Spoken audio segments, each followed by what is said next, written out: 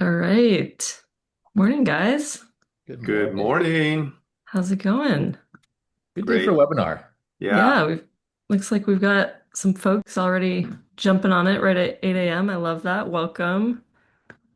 How's everyone doing? Where are you all coming from? And honestly, tell me what's going on with weather. I feel like we're having a weird weather summer.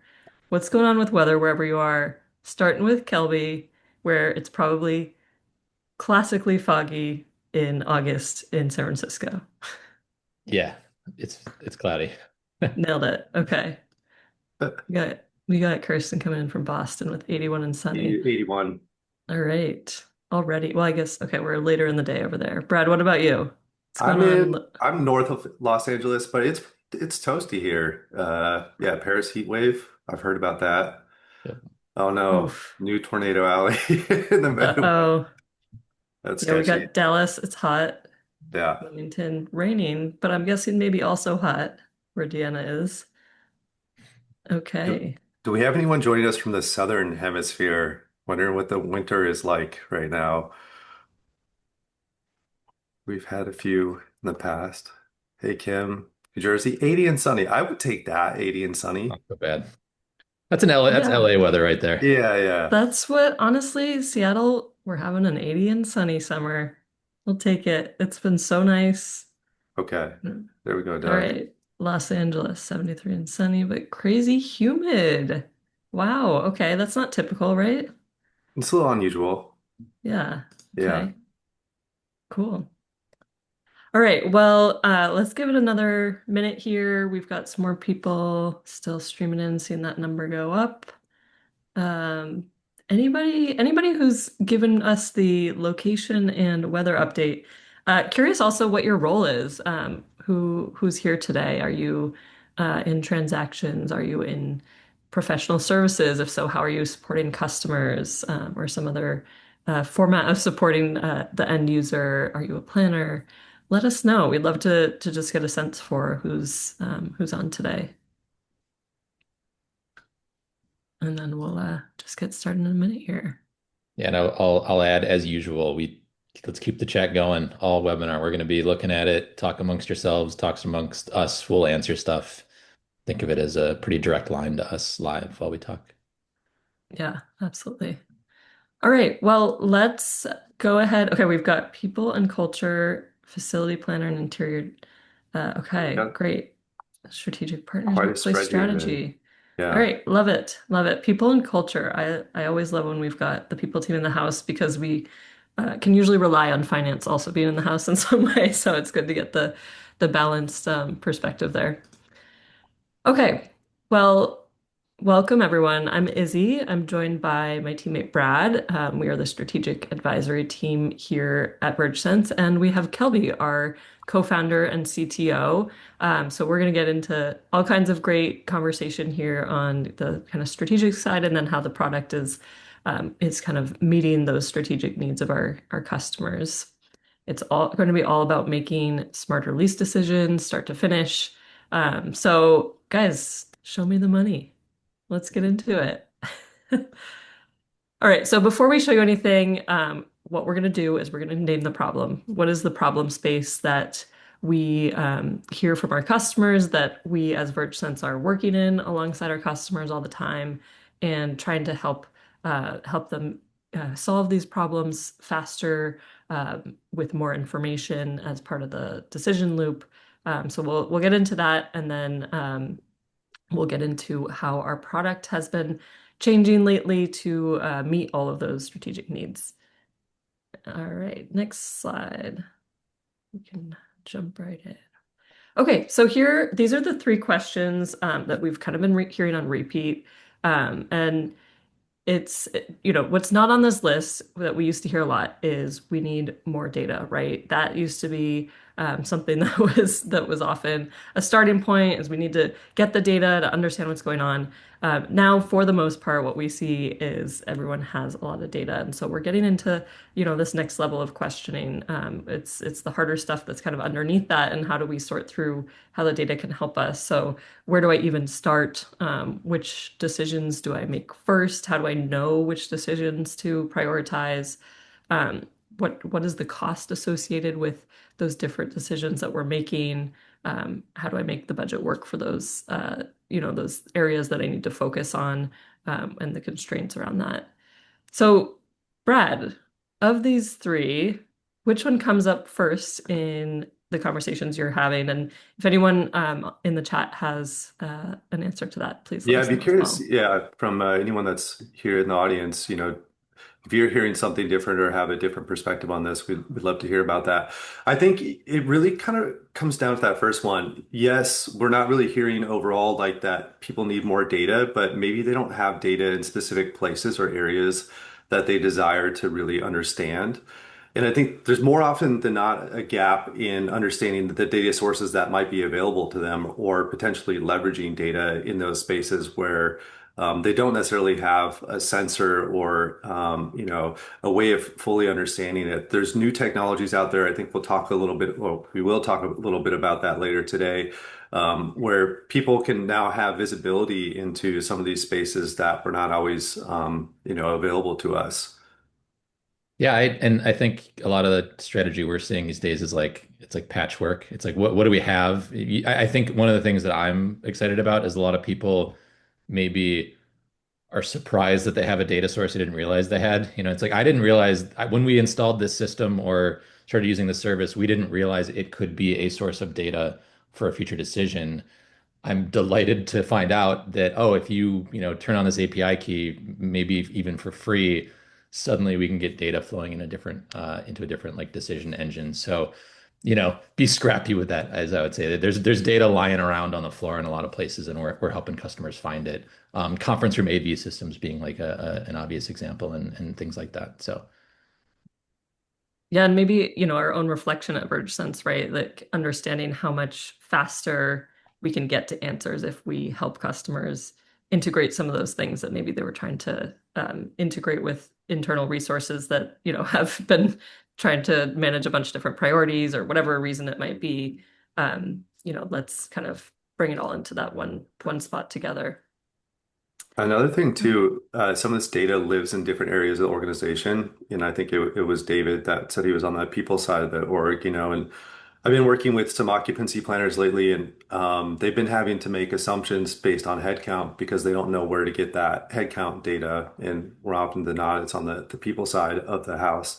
And so there's these internal silos that happen where this data is very segmented, and I don't think it's intentional, but that bridge is still kind of a gap that exists for a number of organizations right now, and still left to making some assumptions like that headcount example with occupancy planning. Yeah, and it's a great point. A lot of different teams kind of organize their timing of reviews of data Yeah, differently, yeah. right? So HR numbers, maybe, you're waiting, but you have a lease decision, and maybe it's a service office lease, and it's coming up, and you have to make that decision every 6 months or a year, and you don't have updated numbers, and so yeah, lots of opportunities to continue to all work together cross-functionally that comes out of shining a light on the data. I know that's always a thing that we worry is happening a lot is that there's this like cadence of decision making, maybe it's once a quarter or whatever. And really what it is like we need one quarter to get all the data together, right? It's like the reason the cadence is that cadence is because it takes so long to go ask every stakeholder, copy all the data into a centralized system, and then you spend like 3 days actually analyzing the data. I know, that's one of our theories is that you know, if you cut down on that data wrangling, if systems are more plugged into each other and continuously updating, then like spend make the decision every month instead of every quarter, or do things more continuously because like that's the thing that's taking all the time. Yeah. You said it, Calvi. I Yeah. was hoping you were going to say it. I went to the rodeo like last So weekend, predictable. and I was thinking about the Wrangler, the data wrangling. Yeah. So, Yeah. but it does take a lot of time to wrangle all that data. But I Also, just it's like unruly. It's unruly like a bull. You got to like, yeah. get it in line and figure out how to get it Yeah. together. And it's all different formats. It's hard. It's truly wrangling. Yeah. Chris calls out a great point. A lot of operators and landlords are asking for answers or for flex and they don't have the capacity to process more data. It's a great point. I also was gonna, make a joke, Kelby, about you saying 3 days to analyze. Like, come on, it's August. Like, we can't pull that meeting together to get everything running before, it's like it takes 2 months by the time you're actually taking a look at the data. So, yeah, great point. All right, let's move on to the next slide. We're kind of digging a little bit deeper here on the problem, right? So the landscape is a web of lease, tax, cost rules. They don't necessarily line up neatly. Uh, Strategy and finance don't always agree, which is a healthy tension. We should be having those conversations, but that takes time. And how money gets, kind of bucketed or budgeted, that has a big impact on what are we even allowed to do? What's available to us this year versus next year, right? And we we budget for a reason, but these guardrails create some challenges when we're also trying to move forward our other goals. So, Brad, Kelby, of those three, which are you hearing tripping teams up the most, kind of when they're coming to us with these questions or looking for support on lease decisions and helping manage these high investment moments? Yeah, I I mean, would, yeah, go one for it, thing, Kelly. yeah, sorry, one thing I would say is I know that oftentimes these big decision-making processes are like pipelined and sequenced. So you do like the first stage of the decision-making process first, and you're maybe, you know, looking at the data and trying to figure out what are the candidate buildings or floors or campuses that maybe are inefficient or whatever. And then you move to the next phase, and then you like loop in finance, and like finance then sprinkles in the extra context there. I think that um, one of our philosophies on this is if you can get all the data loaded in at the earliest stage of the process, you don't have to like get to the later stage and be like, oh, this theory we had doesn't make any sense. We've got the financial context now. It's like, okay, there's no chance we're doing that decision. That space is untouchable or something. And so I think loading and pulling in the all the data sets as early as possible is like could relieve a lot of headaches for sure. Yeah, absolutely. I think there's a conflict that's inevitable when, and it really depends on the health of like the financial part of the business. But we see, or I've been working with a client where they're somewhat constricted right now financially. Meanwhile, they're trying to, improve productivity, improve like that employee experience. And so, the finance is looking at that bottom line, but not really realizing, and with a lot of demand of like consolidate, let's pull back some of these spaces and not really realizing that, there could be an allocation of that financial pressure that would alleviate some of this within a building that exists today. There's an opportunity to make it, more productive, which at the end of the day would bump up that financial gain for this particular client. So there's a real, again, going back to that segmentation within the organization and kind of just being, focused. Certain parts of the organization are focused on one thing and not really collectively looking at the whole picture. And I think that was a little bit related to what Doug was speaking about earlier too. The challenge with all these is that they're about making choices about spaces, what, but they lack the crossover conversations that drive paralysis or less than informed decision, the why. So I think that's a really great point, Doug. Yeah, Yeah, I think, and absolutely. I know one thing that is a constant topic of discussion is it's like employee experience versus finance or whatever, right? It's like you have to sacrifice one to get the other or whatever it is, right? To be more efficient, you're sacrificing employee experience. I think we all believe here it's like not that simple. There's like a sweet spot zone that you get the best of both worlds. It's not like you're detracting one and giving to the other. So um, balancing those is certainly an aspect that we think is really important, but we don't think it's as simple. At least I don't think it's as simple as like you gain in one area and lose in the other at all times. So Yeah, Yeah, for yeah, sure. that's more a great complex. point. Yeah, I think it's, kind of quantifying some of these areas is something that we're also still learning in. But, when we think about what we see in the data, there's really an an element of being extremely over conservative in all types of space, which leads to extremely over conservative in footprint size, which leads to, of course, you can't have efficient finances and experience, right? So, yeah, Kelby, to your point, I think, there's a lot to keep looking at there. Of course, even if we do find that sweet spot, finance is always going to be there to remind us that there's a way to be more efficient. But maybe we can be hitting more boxes at once. Okay, let's go to the next slide here. Yeah, so just kind of the next layer of the story, right? What does that feel like? What does that look like day to day? Often that's you own the decision, but the number kind of lives in a spreadsheet somewhere with the finance team, or that you're negotiating with the finance team. And oftentimes that's happening, as anyone here knows who is end user or works with end users, that that's often happening speculatively the year before, trying to understand what you may need, what might happen, the ways the business may change next year. And that's that timeline between the actual decision making and when you have to kind of be making that case can often be quite large, and even over a year separate from each other. And number two, so the default answer becomes sometimes a very expensive study, working with some external resources, often um, trying to kind of move towards a decision that everyone can align on, but maybe that's not the best answer in the moment, and it's certainly not the fastest. And I can say that as somebody who was a workplace strategy consultant who did many 6 to 1 year long projects with customers, which was the answer at the time, but there's better ways to do it now.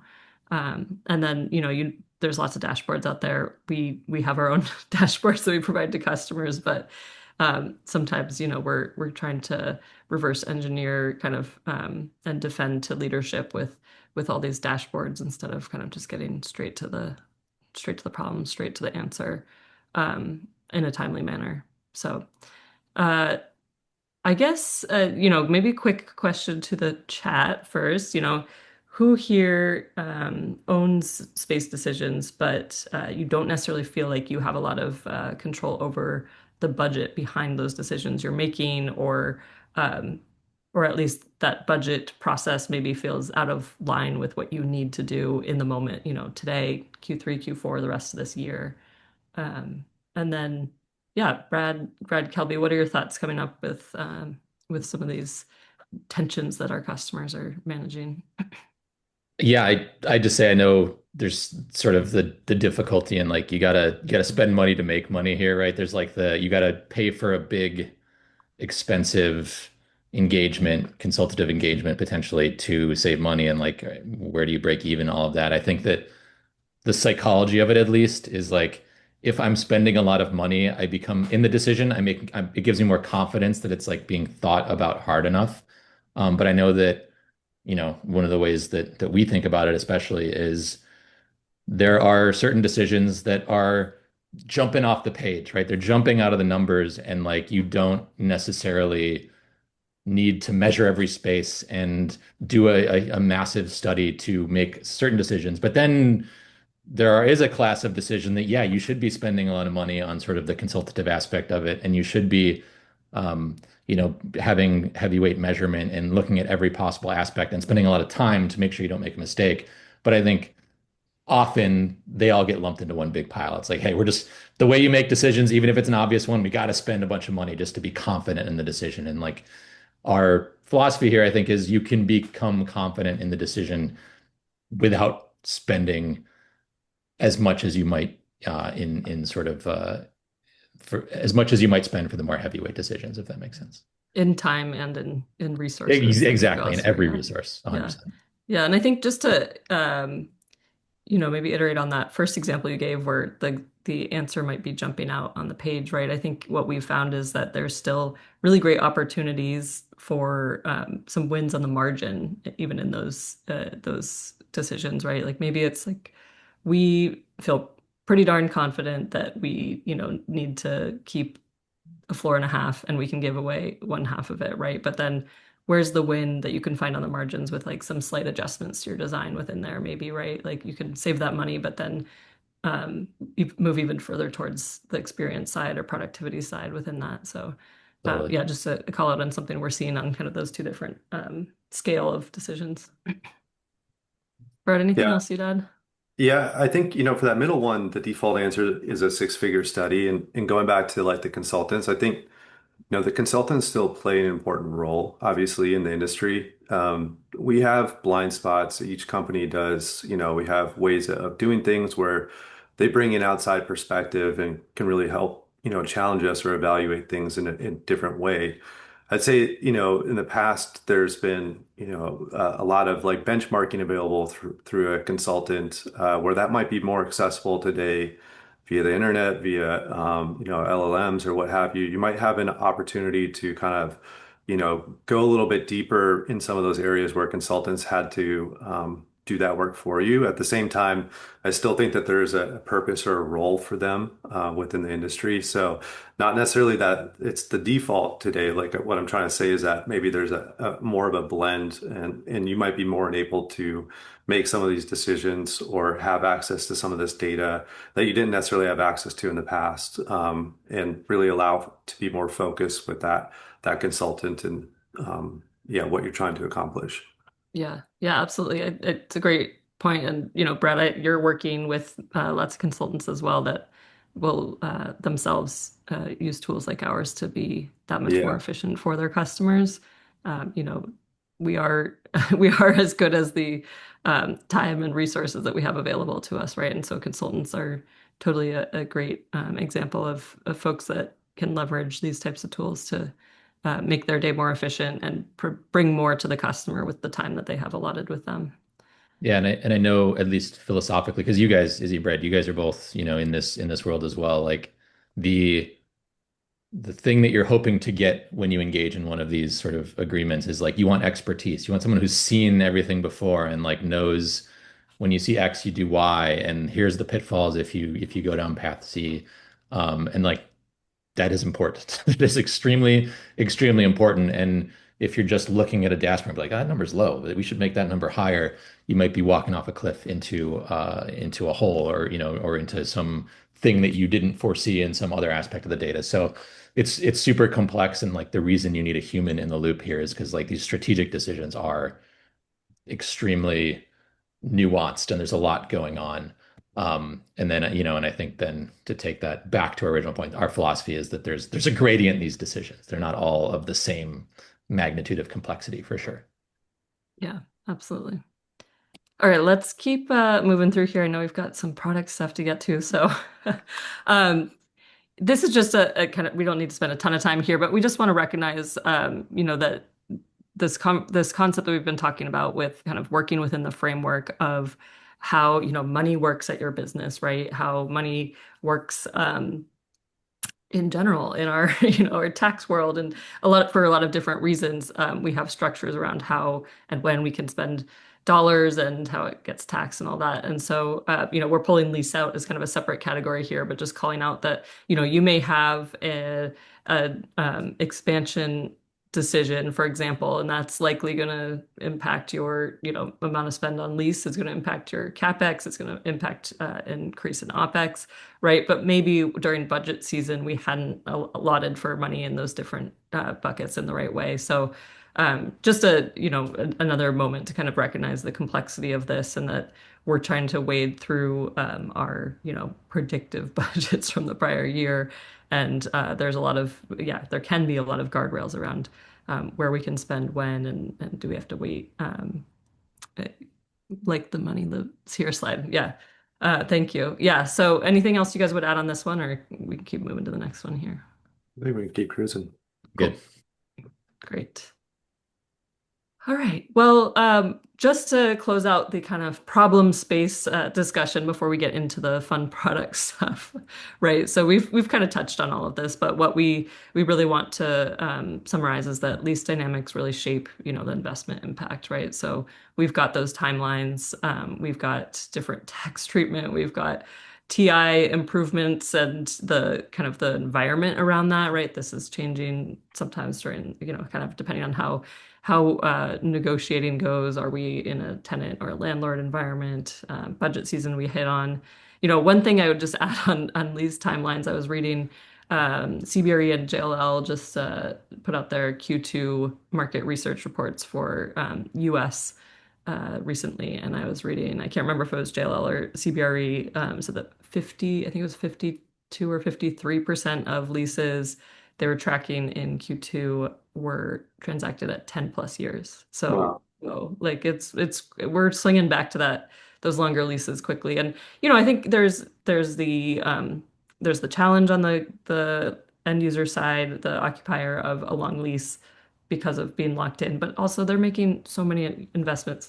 You on the call, right? Like everyone's making so much investment into that space. And so there, that longer lease can be beneficial on both sides, but it also can be a real challenge if our business size is changing, if, we get locked into a block of space that we can't expand in, all that good stuff. But curious to hear if anyone that's listening has had some longer leases that are coming up in your business. I know that sometimes you can't talk about that stuff, but anything you're able to share. Yeah, even just philosophies on lease timing. Yeah, Why go longer? Why go short? Obviously, longer leases are cost less, but love to hear thoughts on that strategy. yeah. Yeah. Seen a bit of both. Okay.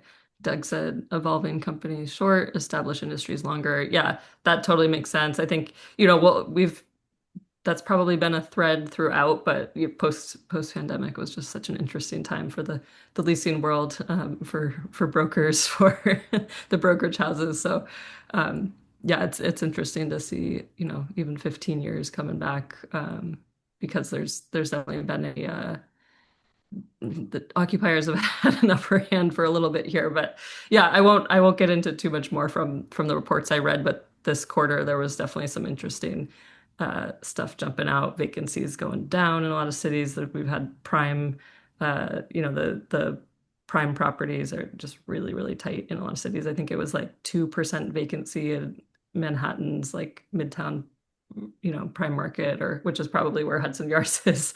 Anyways, there's lots more in those reports if anyone wants to read them, but some Yeah. interesting transitions happening. One potential read on all this is things are sort of like stabilizing after an unstable period, right? Like when the future is unclear, you'll go for shorter timelines, and you don't want to get locked in too far in the future. But things are back to normal in some way. Occupancy have been figured out at some level, and office usage is stabilizing. So worth committing to longer leases now. It's probably just a sign of that as well. Yeah. I've been seeing this strategy, and I don't know how widespread it is, but it's almost like a land grab strategy where a consulting firm or a company will, sign up for a 10-year lease and they'll sign up for 5 floors and they'll initially only build out those 2 floors and then hold on to those 3 floors remaining vacant. Then depending, what they'll do is, and I was asking about the planning cycles in the chat earlier, is that they're just continuously evaluating, should we expand or should we hold on to these floors, knowing that they're taking, a slight loss on those vacant floors. At the same time, if the headcount, changes or the policy changes or what have you, they have that flexibility to potentially sublease those floors. So it kind of gives them a position of being in control of allowing to potentially sublease as long as you have that agreement, obviously with your landlord, or at the same time you could potentially build that out. But that has been more continuous than I've seen in the past, where there's just like this revolving door of analyzing and looking at, should we expand into these other floors? So locked in that longer term lease for like those 5 floors, but continuing to evaluate that build out opportunity in those other floors. Yeah, and maybe to David's point in chat, like the longer your lease, the more commitment you're making to the space. So like you have more incentive to make it better, make it higher end. Really, like if it's a short-term lease, you may not be thinking that way. You're going to just give it up. So why would I invest a bunch of dollars in this space? It's a good point. The longer the lease, the more willing you'll often be to build it out and make it something special. Yeah, yeah, absolutely. Yeah, and that Class A space, that prime space is, the tightest right now as far as demand. There's not a lot of construction in the pipe, right? So it's really interesting. There's obviously, we all know there's a ton of space out there in general, but is it the space you need when you need it? The space you want and need? Is it the most expensive space or is it the deal, right? So anyways, there's so many different dynamics here. Um, Kelby, should we get into how the product's moving a little Let's bit do more it. towards helping with Yeah, some of these conversations? let's do it. And then, S- sorry, I okay. was just going to call out Doug had mentioned RTO is forcing stabilization, more leases to drive Class A space. Yep. Yeah. So some of what I was just mentioning there.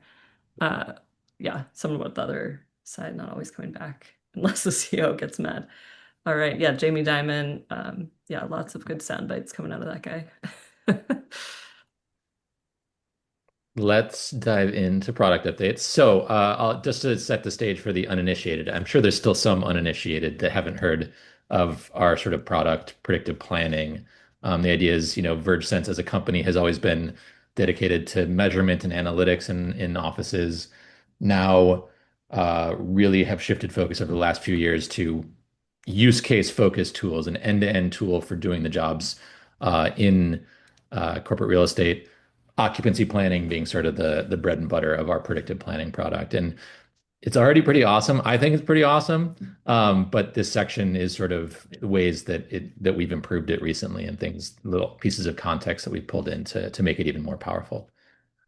So we can hop into the first one here. Lease context. One of the reasons that we were so we were talking so much about financial context is because we put our money where our mouth is, and we believe that it is so important that it should be integral part of the entire process. And we've pulled it into every stage of our predictive planning tool. Um, it starts with just like a getting the data into our tool. We believe sort of the lightest way to do this is just enter it. We know that there's a lot of lease management tools that are sort of managing the documents and the terms and all of that. That's not what we're talking about here. We want the financial context, and we think in order to get the financial context, it's a relatively small lift to get that into the tool. So it's like, what is the lease term? What is the lease length? What is the lease cost of the actual, square footage itself? And then what is the operating expense of the space? If we just get some simple parameters like that manually entered into the tool, all of our analysis from there on out then can be framed in the context of, okay, what are the financial constraints here? If we're talking about 9 years left on the lease, we're not going to suggest to you exiting the lease in 2 years. Obviously, it's not feasible. If this is a space that's been committed to for a long time or is high value, then potentially there is more ability to do things like design changes and things like that. So, from a product perspective specifically, you can see there in the top every page you go to, every sort of every place that we are giving like a top level analysis, great question. Oh, Brad, I thought that was a chat question. It's a plan by you. Sorry, I'm fishing right now. Yeah. Um, Fishing for a Kelby, and I caught yeah, and it's funny because like this is something that we take into account here as well. This is meant to be a way to take a number and a concept that can be measured in many different ways and turn it into a standardized way of like, here's how we frame the cost. Here's how every building you go to in this tool, every decision, every recommendation that you go to in this tool will frame it in terms, cost per person at peak, cost per square foot, cost per seat, in well-defined intuitive numbers that you can then use to compare across the different decisions, compare across the different floors, compare across the different buildings, et cetera. Brett and Izzy, anything you guys want to add on this feature here? Well, for real though, I would love to hear from a lease context, which numbers do you use? Do you have one? Do you have multiple? Because this is the guy that would be able to bring it into the product right now. So we have a real-time opportunity to, Yeah. yeah, do some. Well, and I think to clarify, right, which do you use when you think about your planning and projections and all of that, right? Because since we'll have all of those numbers mixed up in all that lease admin data, right? We want to be clear on how to help you wade through that. But of course, it be in the context of how your business thinks about planning for space, how your finance and It's budgeting plan for space. Uh, totally. yeah, great. We got Doug. I prefer apples to apples, usable square feet, but clients, yeah, RSF. Yeah, that makes sense. Yeah, makes sense. Yeah, Yeah, and I know one of the problems we run into everywhere is like a customer or even internally will use a term. It's like, oh, occupancy rate or square footage or whatever. And like really each of those terms has like six different meanings. Okay, we got to take 10 minutes to settle on, okay, which version of square footage are we talking about right now before we can even like have a conversation on the same footing.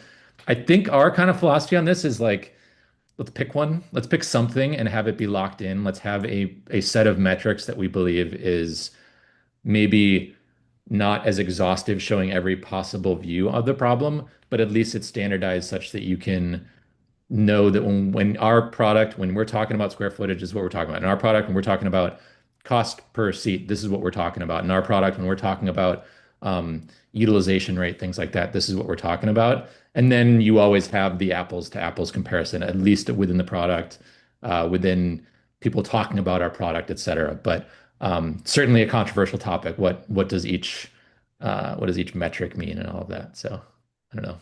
I think You we guys might have a have to thought? bring back like a hot takes webinar. I feel like we did that at one point. Doug's saying occupancy versus utilization is a webinar on its own. I completely agree. Yeah. Yeah. We give all our hot I takes like on it. what the best unit is, what we think the number one unit is, rentable square feet, usable square feet, head to head Yeah. tournament. Yeah. I like it. Kelby, one note on this view too. I know it's a little bit smaller, but we have that cost per person at peak. Yeah. And what's really cool about this view here, that bar that's going from left to right there in the different colors of blue, green, red. In the red, we're starting to experience these shortage events, and what you can see from an annual perspective is how much risk you're actually taking on at this cost per person. So that red actually indicates that there's a negative employee experience that's predicted to happen in that red area. And so how much of that red are you willing to take? The red signifying, at least 5% of the people that are coming into the building or into the floor cannot find a seat.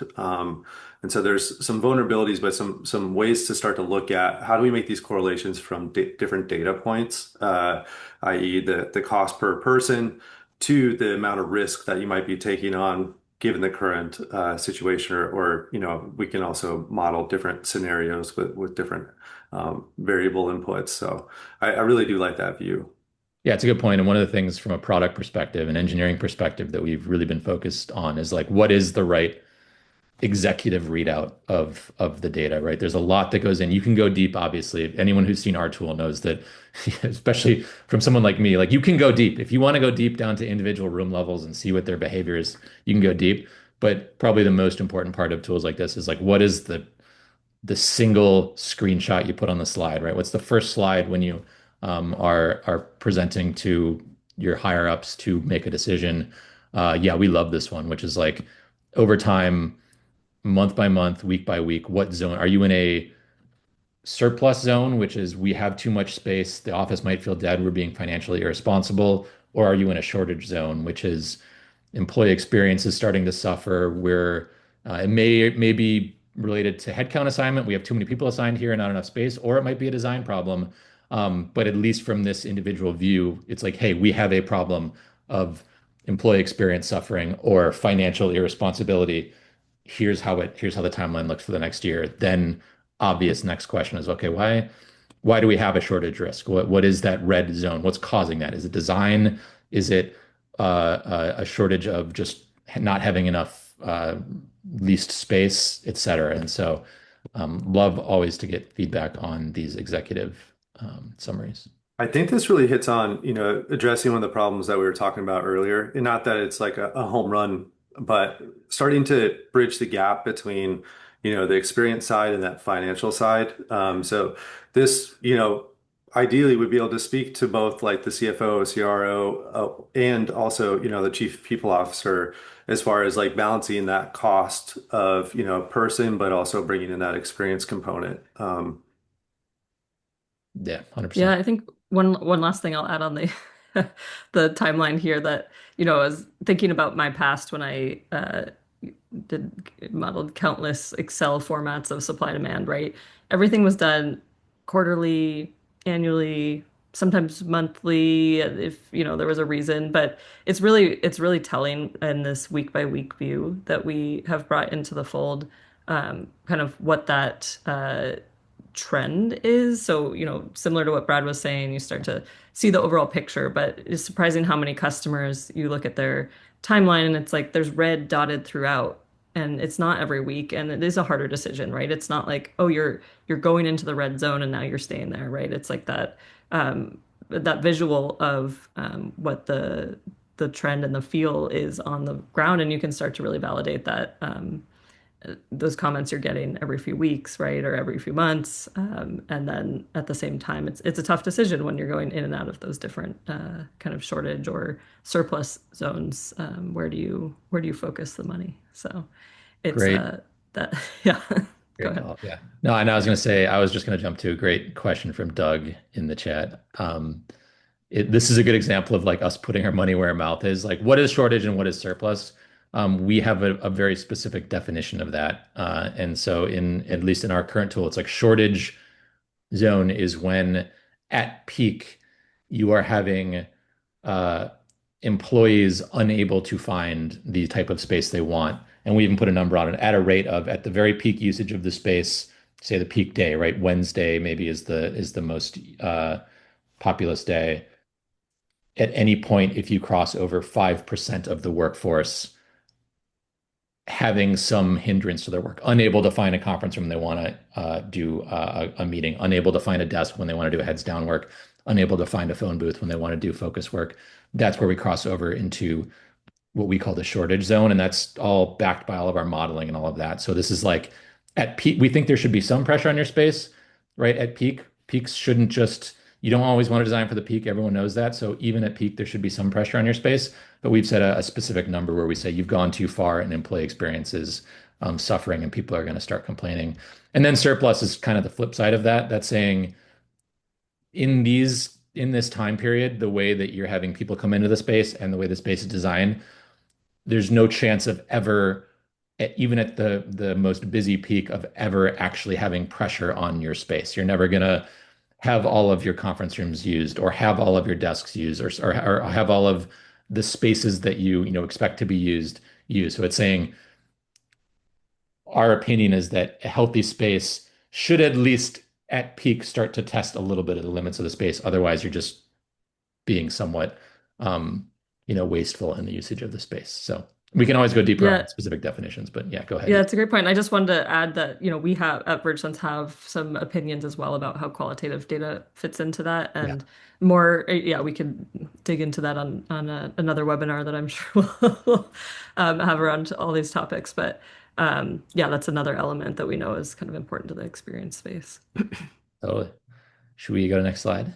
Yeah, let's do it. Yeah, this is just a fun little graphic of all of the different decisions that could be made as it relates to occupancy planning, really at a larger level, um, and how we think that when you ultimately get, six or seven recommended, there's six or seven things you can do, right, at any given time, that are viable paths forward, layering in financial context, layering the lease information, layering in all of that can start to give you a framework for prioritization. It's like if at first glance everything seems plausible, yeah, we could do a restack, we could do a design change, we could do a lease exit, we could do all these different things.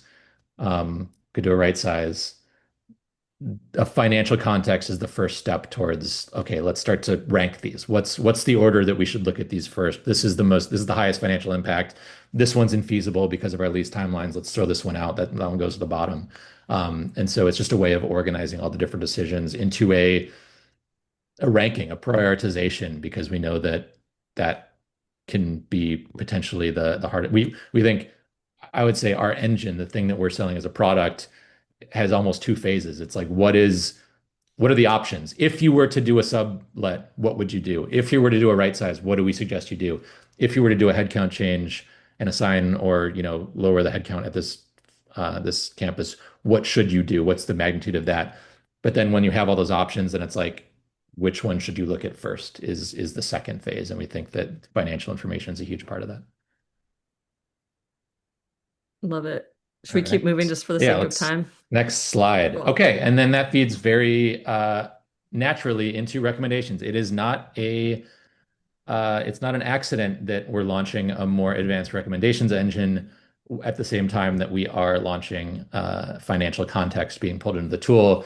We think that now that we have all of the information, all of the context required to confidently make recommendations and maybe rule out things that are infeasible, we've completely redone our recommendation engine. And so the idea is you'll see that executive summary, that timeline of where you're going to experience pressure, where you're going to experience surplus over time for a given building.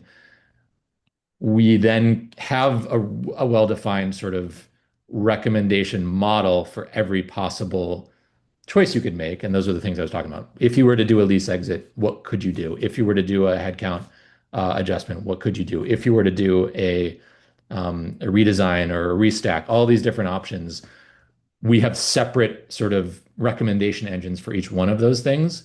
But then, you know, we have all the context that we need to make hey, this is the one we think you should do. This is the top. This is number one.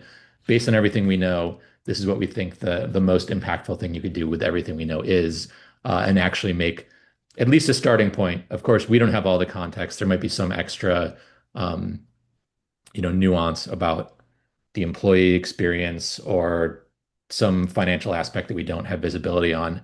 But the idea is we want this tool to be opinionated. We want to make a suggestion. We want to expose or surface the thing that we think is the current most impactful thing you can do right now. So, for example, the recommended actions here on the right, I think we have like there is surplus, but there's kind of nothing you can do.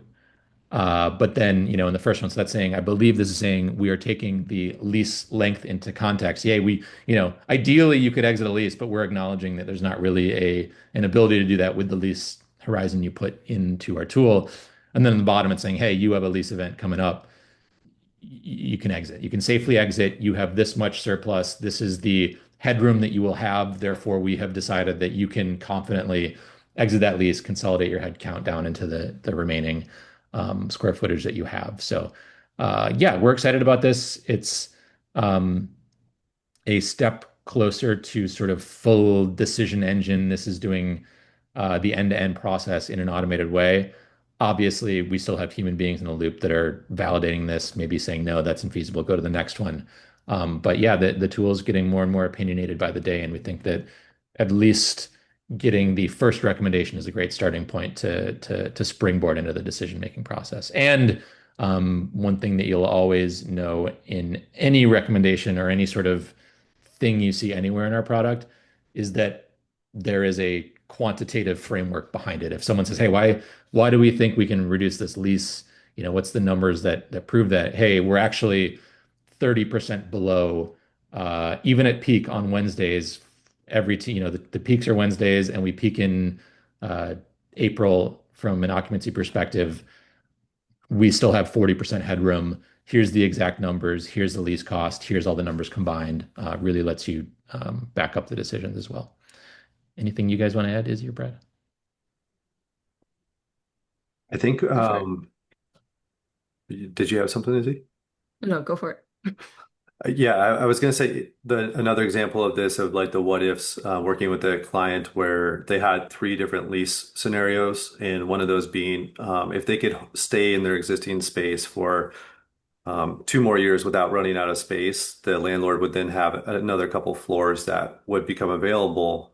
And if they moved to the two other options, they'd actually have to move. And so, what was the practicality of them being able to stretch 2 years and being able to assess really how much risk they had? And in fact, like we could show that they actually had 3 to 4 years before they'd run out of space. So, in one sense, like they're saving a ton of money by just staying there. At the same time, they're also going to be able to take on their the headcount growth rate that's projected in the next couple of years by staying in that space. So really able to quantify the amount of risk in that timeline in that particular scenario.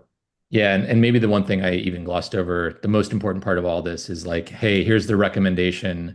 And then we have the button that's like, okay, what would happen? What would if we did this, what would it look like? Let's model out the next 5 years if we made this decision with all the headcount increases and all the events we expect to do. It's not just, hey, do this, trust us. It's, hey, do this, and here's exactly what we think your future looks like if you were to take this action. Here's how, yeah, we accounted for the future headcount increase. We accounted for your design and how you're going to restack and the employees are going to use the space. So probably the most important part of it is you can see what would happen if we acted on the Verge Sense recommendation.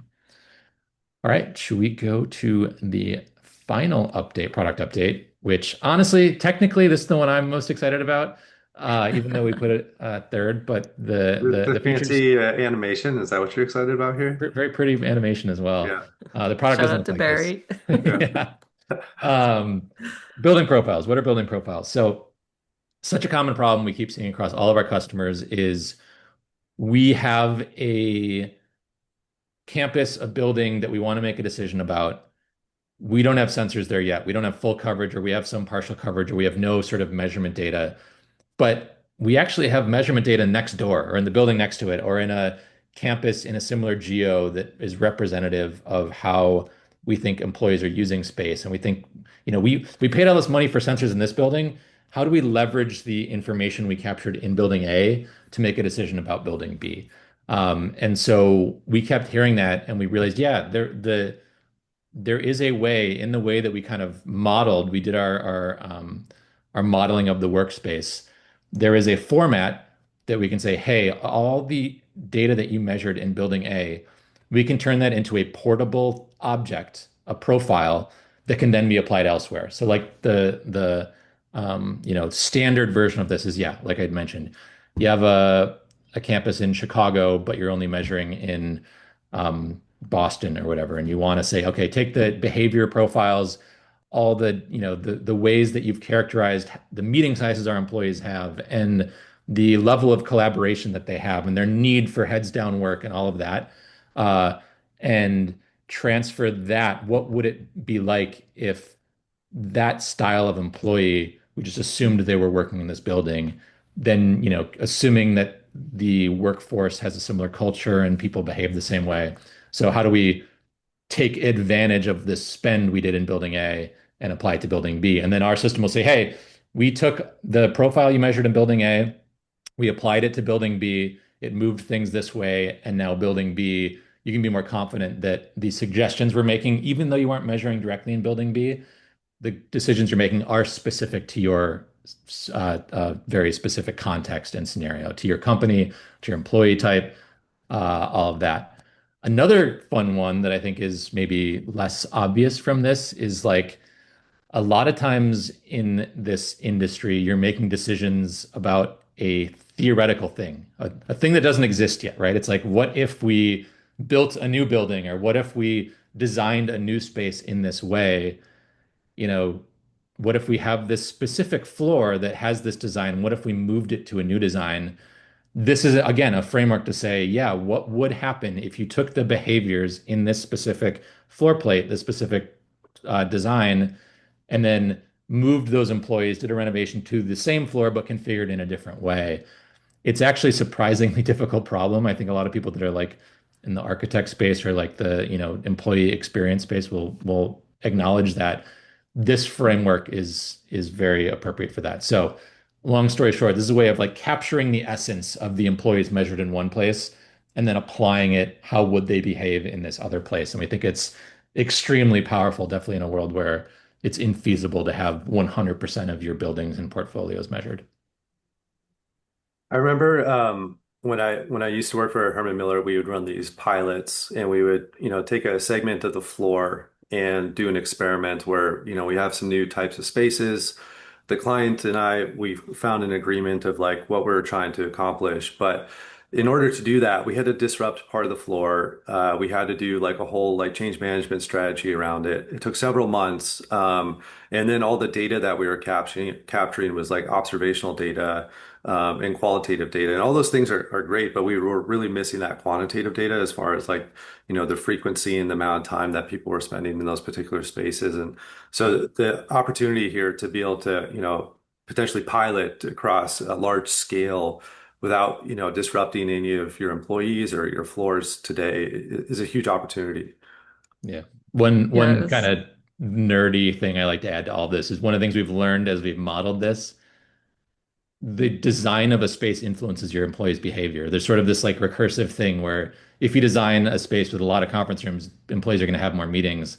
So like the whole art of turning these measured data into a profiles, you want to, what is the unique characteristics of your employees' usage of the space separated from the induced use, induced behavior from the space itself. And a surprisingly interesting, modeling problem that we think we've cracked in a pretty cool way. Sorry, Izzy, I didn't want to interrupt you. No, all good.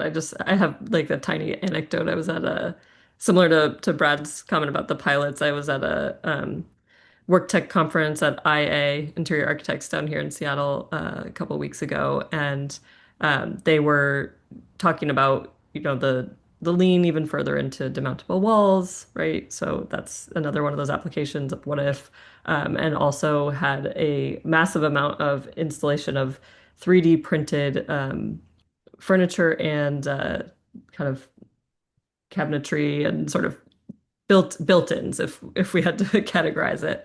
But it was stuff that can be broken down and reprinted. And, if a company starts having these machines on site, right, like you can change things all the time, right? And so I think we're still early stages, but it seems like a technology that could move pretty quickly. And, there was a coffee company there, for example, that said, could we do this, print like this with coffee grinds? And like the answer was, yes, there are ways to have that as part of the material. So things are just getting more flexible, and I think this just Oh, feeds really well into it. And on that note, we have 4 minutes left. I know you have one more cool. slide. Yeah, let's If go to the last anyone slide has and then last yeah. last questions, please drop them into the chat, and we'll try to catch them before the end here.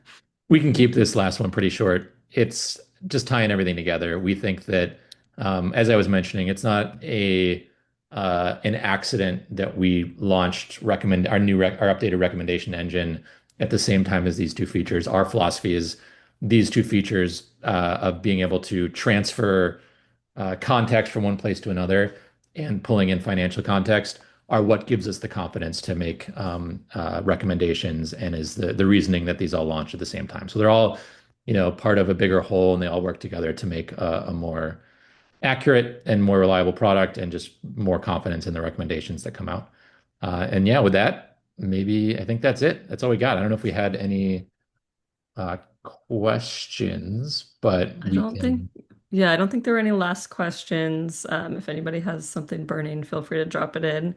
Otherwise, we've got a little poll up here if you want to hear from us. If you want to chat a little bit more with Meridian about financial modeling, let us know.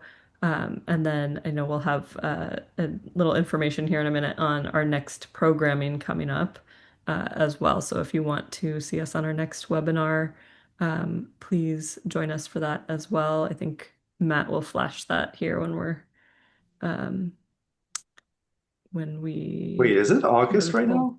now? It What? is August. Come on. Yeah, I think the next webinar is in next month. It is Is next month. it? Yeah. The Yeah, the the Oh, index so or sorry, the summit. The other thing I will oh, we say, got the Logitech one too. don't forget this, all of this is recorded. If you want to share this with colleagues, friends, you'll get a link that can be shared. So yeah. uh, Yeah, Yeah, and and like to thanks. extend sorry, Izzy, just real quick, like to extend the offer. Myself, Izzy, Kelby, we're here for you. And again, we want to keep this like very community based. So connect with us on LinkedIn or send us an email. If you have any questions or just want to kind of brainstorm, any approaches or ideas around this, we're happy to chat. So, Izzy. You covered it. We're good. Okay. Thank you, All right. everyone, for thanks joining us. everyone. All We'll see right. you at the next one. We'll see you soon. All Thanks. right. Bye guys. Hey. Bye.